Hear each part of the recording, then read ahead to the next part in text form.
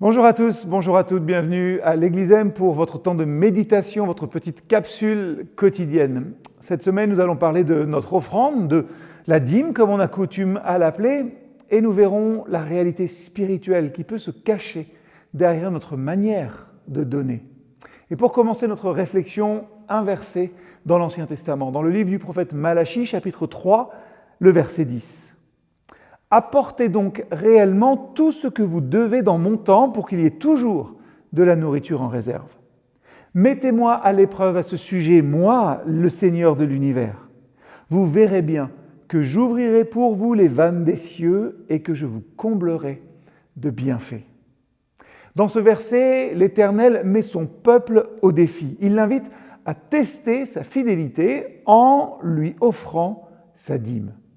Ce n'est pas un défi lancé par Dieu pour vérifier son obéissance, mais plutôt une invitation à expérimenter sa grâce infinie, sa générosité infinie. Nous pourrions remplacer le peuple d'Israël par « nous » simplement. Dans ce verset, Dieu nous met au défi. Il nous invite à tester sa fidélité en lui offrant notre dîme. La dîme, cette offrande, c'est le 10e de nos produits. Ce n'est pas simplement une obligation financière, c'est un acte de confiance et de reconnaissance envers Dieu.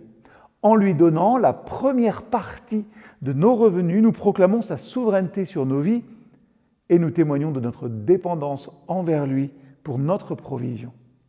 Lorsque nous choisissons de répondre à cet appel avec foi, Dieu promet, c'est vrai dans le texte, une bénédiction en abondance. Il ouvre les fenêtres, les vannes du ciel et répand sa grâce pour nous en pourvoyant au-delà de nos besoins.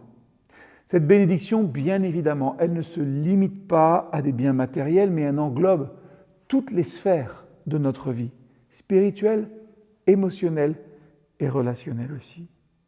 Alors un défi pour nous tous et nous toutes. Prenons aujourd'hui un moment pour réfléchir à notre attitude envers notre don, notre dîme. Est-ce un acte joyeux et volontaire ou est-ce que c'est une obligation contraignante ? Peut-être nous pouvons nous engager à renouveler notre perspective sur la dîme en la voyant comme une occasion de témoigner de notre confiance en la fidélité de Dieu. Et ensuite, si vous le souhaitez, bien évidemment, prenez une décision concrète pour vous engager dans la pratique régulière de la dîme, en offrant la première partie de vos revenus avec reconnaissance et confiance dans la provision de Dieu. Que cela soit le début finalement d'une aventure de foi où vous expérimenterez la bénédiction abondante de Dieu dans votre vie.